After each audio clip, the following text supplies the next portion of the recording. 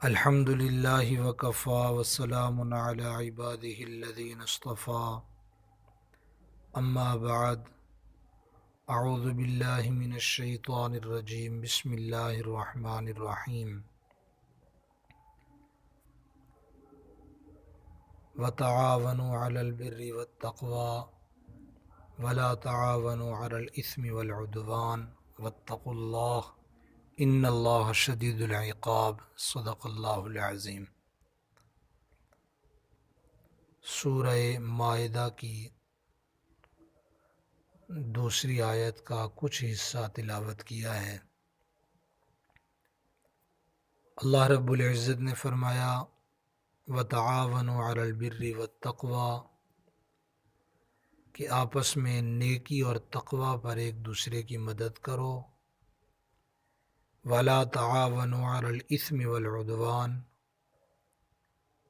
اور گناہ پر ظلم پر مدد نہ کرو، وَاتَّقُوا اللَّهَ اللہ سے ڈرو، ان اللہ شدید العقاب بے شک اللہ سخت عذاب دینے والا ہے۔ اس آیت کا یہ جو آیت نمبر 2 ہے، اس کا کچھ حصہ جو میں نے تلاوت کیا، نیکی اور تقوی پر تعاون کرنے کا حکم اس کا بیان ہے، گناہ اور ظلم پر مدد کرنے کی ممانعت یعنی مدد نہ کی جائے اس کا بیان ہے۔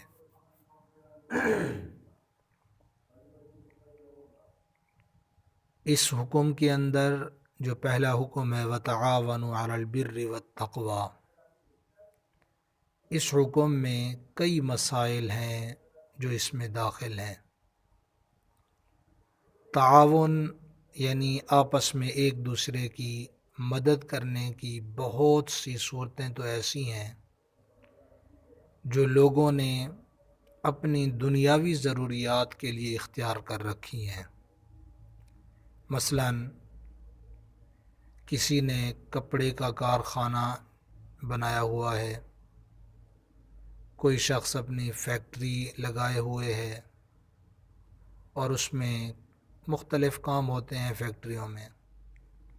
کسی نے مثلاً پھلوں کے باغ لگا لیے، کسی نے کھیتی پر توجہ دی ہے، کسی نے انجینئرنگ کو اختیار کر لیا اور تعمیرات کے نقشے بنانے کو اپنا پیشہ بنا رکھا ہے، کسی نے نقشوں کے مطابق مکانات تعمیر کرنے کا کام اپنے ذمے لے رکھا ہے۔ اسی طرح سے مل ملا کر دنیاوی ضروریات بہرحال پوری ہو رہی ہیں۔ جو بھی کوئی شخص کوئی بھی نیکی کا ارادہ کرے، کسی بھی گناہ سے بچنا چاہے، ہر شخص اپنی طاقت اور قوت کے مطابق اس کی مدد کرے، اس لیے کہ وہ نیکی کرنا چاہتا ہے، گناہ سے بچنا چاہتا ہے، اس کی مدد کی جائے۔ جو لوگ دینی علم حاصل کرنا چاہیں ان کی سب لوگ مدد کریں، مثلاً آج کل جیسے مدرسے بنانے والوں کی، مسجد تعمیر کرنے والوں کی مدد کی جائے، مبلغین کی مدد کی جائے، مصنفین جو کتابیں لکھتے ہیں ان کی مدد کی جائے، نیکی کی کتابیں، مجاہدین کی مدد کی جائے اور ہر نیک کام کرنے والوں کی مدد کی جائے۔ یہ مومن کی زندگی کا ایک بہت بڑا اصول ہے۔ یہ جو ہمارے ہاں آج کل فضا بنی ہوئی ہے، جو شخص بھی اچھے کام کی دعوت لے کر کھڑا ہو، خیر کے کام کرنے کے لیے فکر مند ہو، اس کی مدد کی طرف توجہ نہیں کی جاتی۔ یہ ایمان والوں کی شان کے خلاف ہے۔ حالانکہ یہ کرنا چاہیے تھا کہ جتنی زمین پر مسلمانوں کا قبضہ ہے سب پر ایک ہی حکومت ہوتی، ایک امیر المومنین ہوتا، جیسے پہلے ہوتا تھا صحابہ کرام رضوان اللہ تعالی مجمعین کے دور میں۔ حضرت ابوبکر رضی اللہ تعالیٰ عنہ، حضرت عمر رضی اللہ تعالیٰ عنہ، حضرت عثمان، حضرت علی رضی اللہ عنہم، بقیہ صحابہ بھی، یعنی جب امیر المومنین ہوتا تو ایک ہوتا تھا، ایک ہی حکومت ہوتی تھی۔ سب مل کر آپس میں تعاون کی زندگی گزارتے، امیر اور اس کے ماتحت مل کر باہمی ایک دوسرے کی مدد کرتے، یہ چاہیے تھا۔ لیکن اب جب بہت سی حکومتیں بنا لی اور ایک ہونے کو تیاری نہیں ہے، تو کم از کم چلو یہ تو کریں، آپس میں تعاون تو رکھیں، نہ ایک دوسرے سے لڑیں، نہ ایک دوسرے کو نقصان پہنچائیں، یہ کام تو کریں۔ اور ہر اچھے کام میں، خیر کے کام میں اور دینی کاموں میں ہر حکومت دوسری حکومت کے ساتھ تعاون کرے، افراد ہوں یا جماعت، سب باہمی آپس میں مل کر تعاون کی زندگی اختیار کریں، یہ تو مسلمانوں کو کرنا چاہیے۔ اب مسلمانوں کی عجیب حالت ہے، اگر مسلمانوں کا کوئی سربراہ اسلام کے مطابق حکومت چلانے کا اعلان کر بھی دے یا اعلان کرنا چاہے، تو آگے سے کیا کارروائی ہوتی ہے؟ عوام بھی مخالفت کرتے ہیں، اور مغربی تہذیب رکھنے والے پڑھے لکھے لوگ بھی کافروں کی حکومتیں تو ویسے رکھنا ڈال دیتی ہیں، مسلمانوں کی حکومتیں تعاون تک نہیں کرتی۔ اس صورتحال کی وجہ سے اجتماعی اور انفرادی اچھے کاموں میں جو تعاون ہو سکتا تھا، اس کی بنتی ہوئی صورتیں بھی بگڑتی چلی جا رہی ہیں، اور یہ بگڑتی جاتی ہیں۔ قرآن مجید میں تو ہے وَتَعَاوَنُوا عَلَى الْبِرِّ وَالتَّقْوَى، ایک دوسرے کی نیکی اور تقوی پہ مدد کرو، لیکن نہیں ہوتی۔ اور آگے جو حکم ہے وَلَا تَعَاوَنُوا عَلَى الْإِثْمِ وَالْعُدْوَانِ، کہ گناہ اور ظلم پہ مدد نہ کرو، اس کے برعکس ہو رہا ہے۔ وَاتَّقُوا اللَّهَ، اللہ سے ڈرو، اللہ سخت عذاب دینے والے ہیں۔ ان الفاظ میں وَلَا تَعَاوَنُوا عَلَى الْإِثْمِ وَالْعُدْوَانِ، اس میں دوسرے رخ پر تنبیہ ہے۔ پہلے کیا تھا کہ نیکی اور تقوی پر ایک دوسرے کی مدد، اب کیا ہے کہ گناہ پر، ظلم پر مدد نہ ہو۔ مطلب یہ ہے کہ نیکی جو بر اور تقوی، اس پر تو آپس میں تعاون کرو، لیکن گناہ، ظلم اور زیادتی پر ایک دوسرے کا تعاون نہ کرو۔ قرآن کریم کی یہ نصیحت بھی بہت اہم ہے، بہت اہم ہے۔ آج کل جہاں نیکی اور تقوی پر مدد کرنے کے جذبات سے مسلمان خالی ہیں، وہاں جو دوسرے رخ ہے نا، گناہ والا، دوسرے رخ کے جذبات ان میں موجود ہیں، گناہ اور ظلم اور زیادتی پر کھلے دل سے مدد کی جاتی ہے، اور سب کے سامنے ہے۔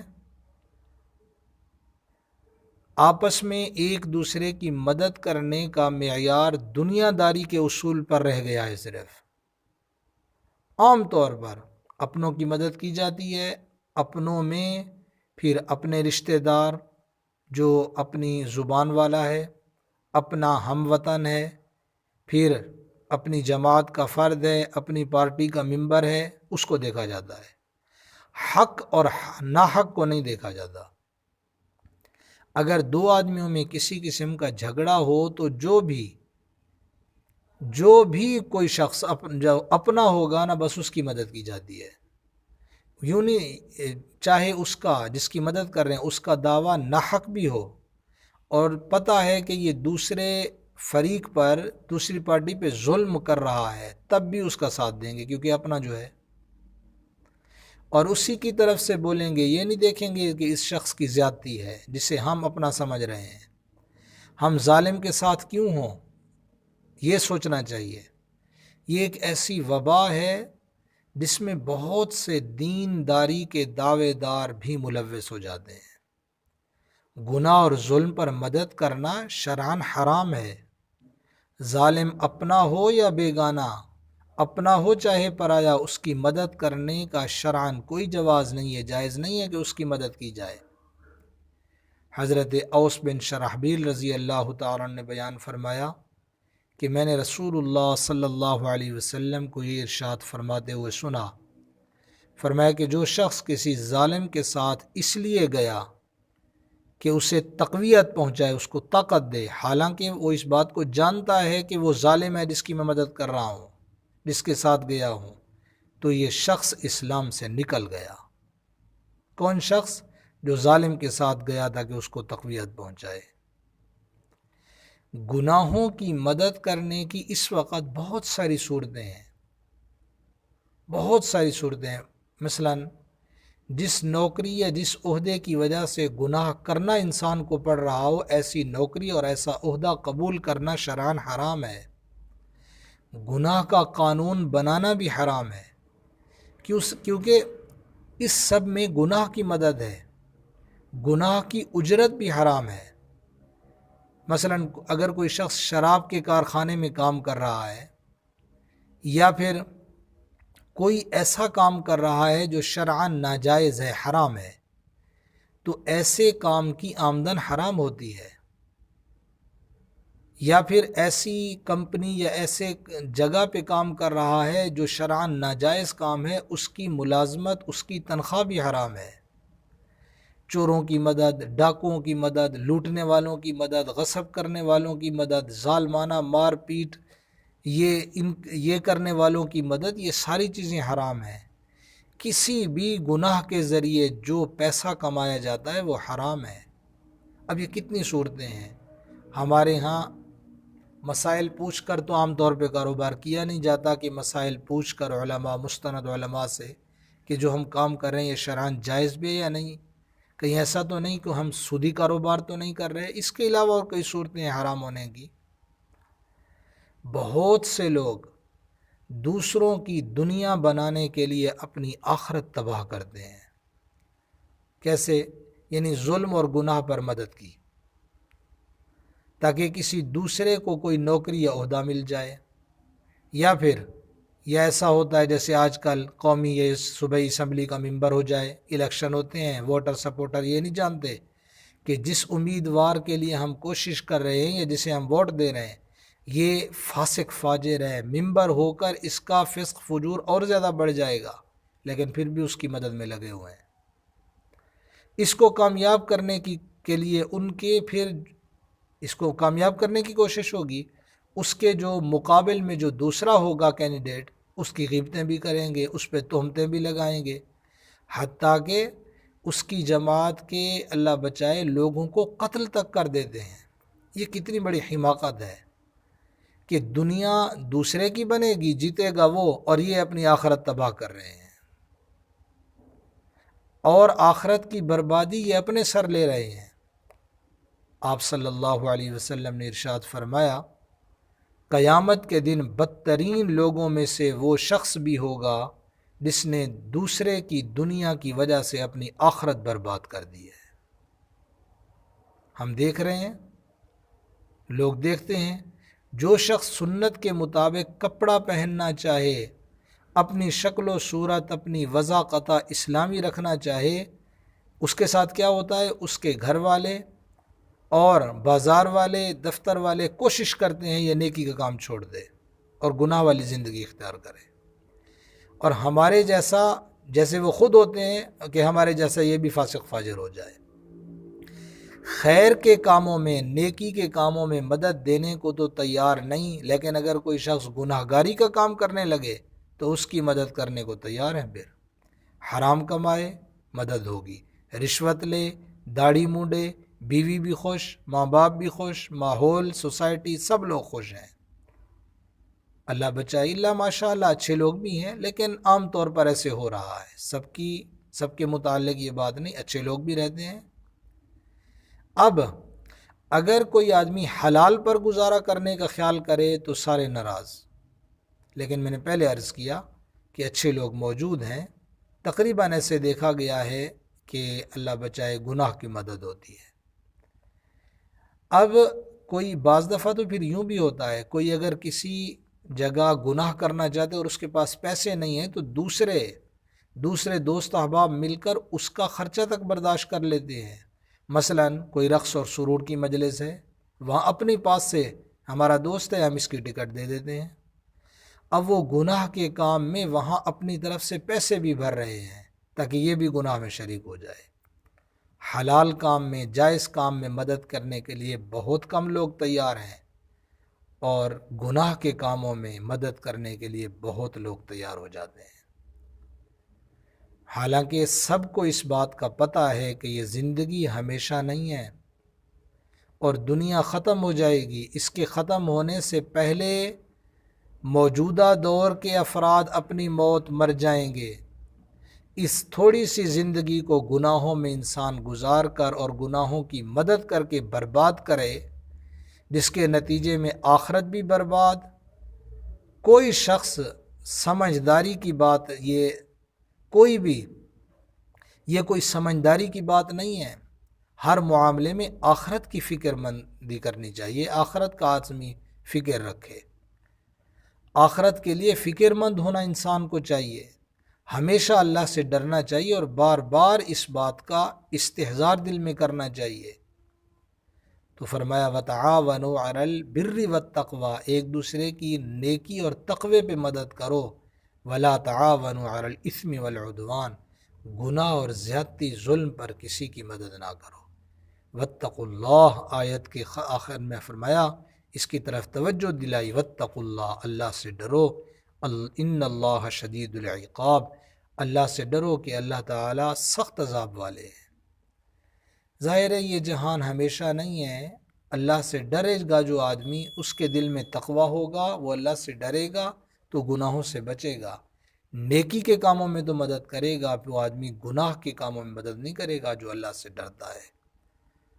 جو کچھ کہا سنا، اللہ تعالیٰ ان باتوں پہ صحیح معنی میں عمل کی توفیق عطا فرمائے، اللہ تعالیٰ اعمال صالحہ کی توفیق عطا فرمائے، اللہ تعالیٰ اپنے احکامات آپ صلی اللہ علیہ وسلم کے مبارک طریقوں کے مطابق زندگی گزارنے کی توفیق عطا فرمائے۔ تو بہرحال سورہ مائدہ کی یہ آیت نمبر 2، اس کا کچھ حصہ وَتَعَاوَنُوا عَلَى الْبِرِّ وَالتَّقْوَى وَلَا تَعَاوَنُوا عَلَى الْإِثْمِ وَالْعُدْوَانِ، یہ پڑھا، جس کا مطلب یہ ہے کہ نیکی پر، تقوی پر ایک دوسرے کی مدد کرو، گناہ اور زیادتی ظلم پر ایک دوسرے کی مدد نہ کرو، اللہ سے ڈرو، بے شک اللہ سخت عذاب دینے والے ہیں۔ اللہ تعالیٰ اعمال صالحہ کی توفیق عطا فرمائیں۔